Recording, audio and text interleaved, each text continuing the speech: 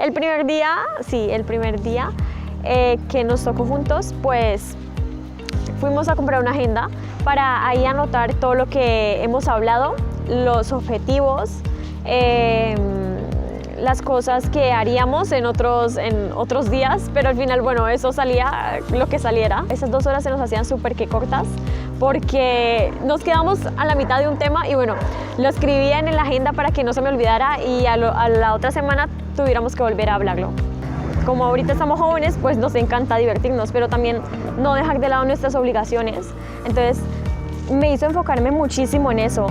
Y que si faltaba mucho el instituto, pues me decía, no debes, porque te va a ir, o sea, no me decía que me va a ir mal, sino que me decía cosas como que no me van a ayudar, no me van a ayudar en el futuro. Entonces yo ahí lo veía, y cosas que si te dicen los padres, pues tú no, bueno, es que los padres, pero cuando te lo dice otra persona del exterior, es como que, vaya, pues sí, como que ahí ya le metes y dices, bueno, sí, es verdad lo que está diciendo y tomas conciencia de eso.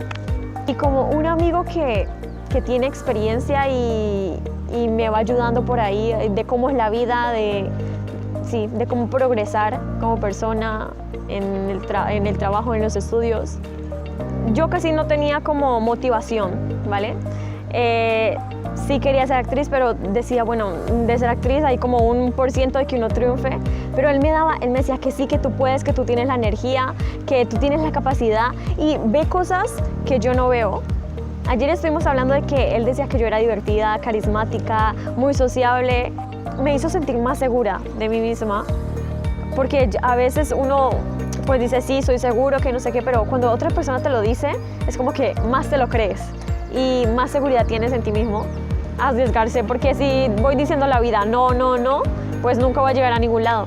Eso fue algo que me enseñó el Guillem, de arriesgarme. Yo soy de las personas que a mí me dicen, ay, hacemos esto, yo sí. Y luego llego a mi casa y dije, ¿por qué dije sí?